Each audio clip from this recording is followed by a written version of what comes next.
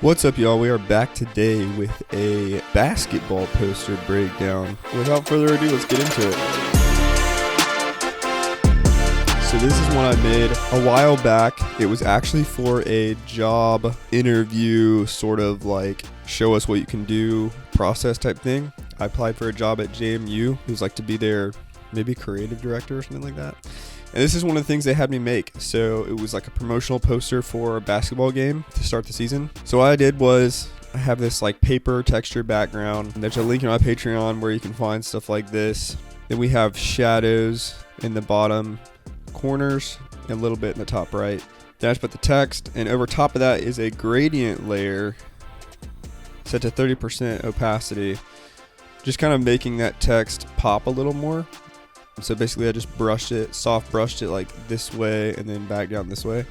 And it just gives it that like little bit of a pop because it has that gradient. Gradients are good for that.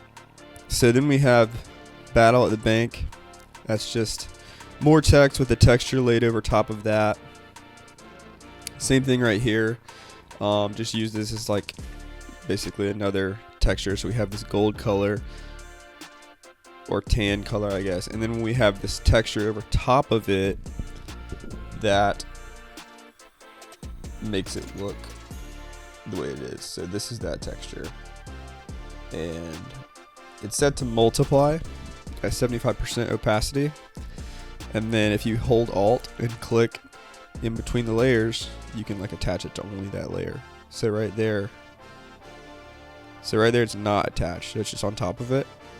And then if you hold Alt, click between the layers, you can make it to where it's just on top of that one layer. So we have those. Then we have shadows for the players' feet, which are coming soon. More shading kind of underneath that stuff.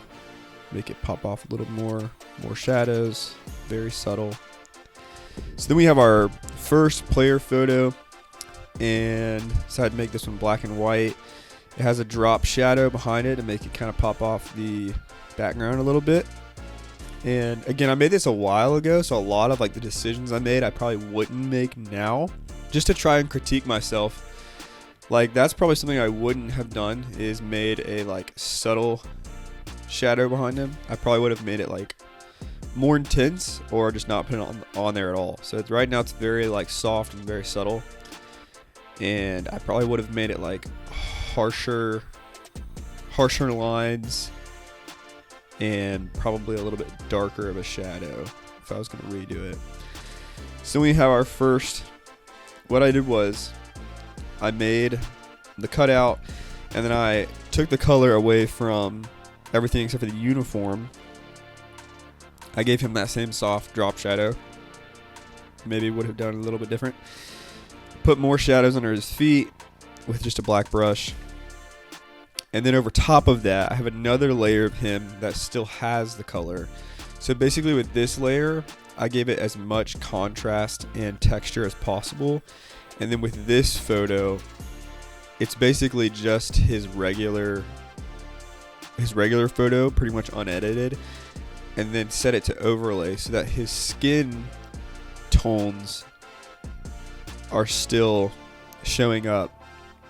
Like you can see the color in his skin now, but it's not like weirdly edited, I guess. So if I would have like edited it with him in full color, I think it would have like kind of changed his skin color a little bit into a weird thing. So anyway, so basically we got as much detail as possible was still keeping like the color somewhat natural. And then I basically put another regular layer on top of that at 60% to make it even less of like an intense feel. So that's pretty extreme. So this is like a little bit more dialed back.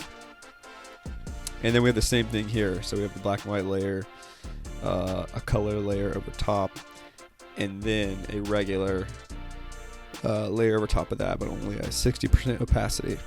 Then we have the box down here with information, the stripe over here with the words debut, pretty simple stuff.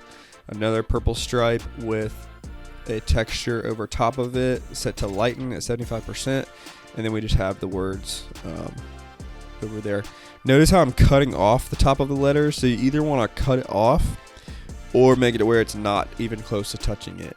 So you don't want words basically stopping exactly at where the graphic cuts off. You either want to cut off the words or you want to not have it touching like at all or even close. So we have that same texture and box down here, and then information playing versus Duke. And then I just put a little bit of shading around all the corners and edges. And then we just use different color lookups to kind of match it all together. Again, a lot of times I experiment with these color lookups at the end of the graphics. You can find them right here. Just kind of scroll through, see if any of them make the graphic look a little bit better to you, make it pop a little more, and kind of blend it together. This graphic's on Patreon, so if you want to go check it out, go do that. Thanks. We'll see you in the next one.